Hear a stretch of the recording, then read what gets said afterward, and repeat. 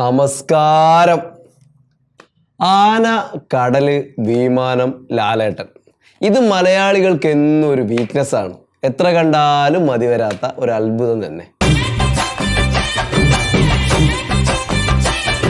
എന്നാലോ മലയാളികൾ ഏറ്റവും കഷ്ടപ്പെടുത്തുന്നതും ഈ ആനയെ തന്നെ.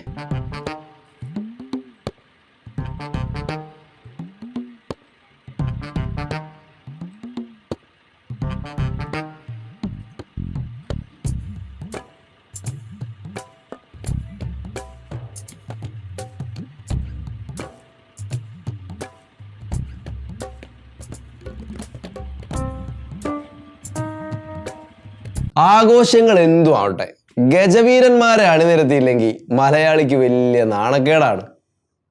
ഇപ്പോഴിതാ എഴുന്നള്ളിപ്പ് വിഷയവുമായി ബന്ധപ്പെട്ട് കോടതി രൂക്ഷ വിമർശനവുമായി വന്നിരിക്കുന്നു.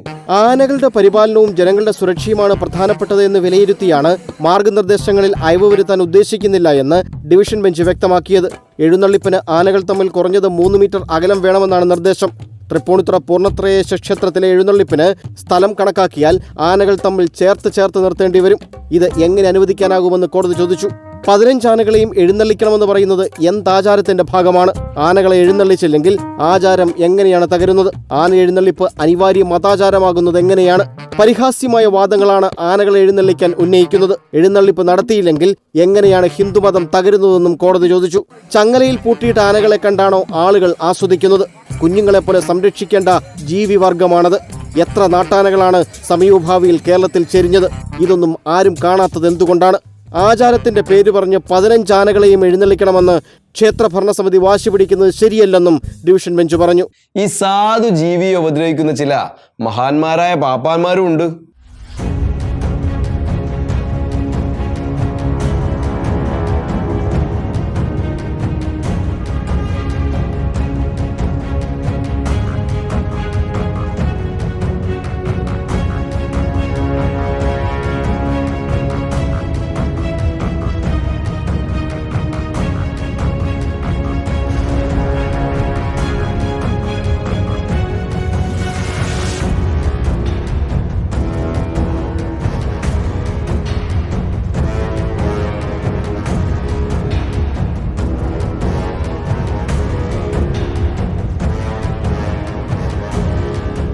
എന്നാലോ പാപ്പാനോട് അത്രയേറെ സ്നേഹമുള്ള ആനകളും ഉണ്ട്.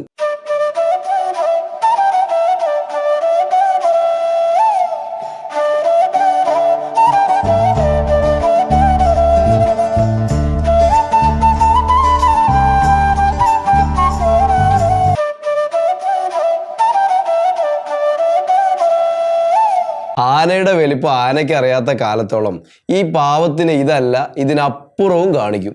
കാരണം നമ്മൾ മലയാളികളാണ്. മലയാളികൾ പ്രബുദ്ധരാണ്, മിടുക്കരുമാണ്. പക്ഷെ വകരുത് വട്ടപൂജ്യം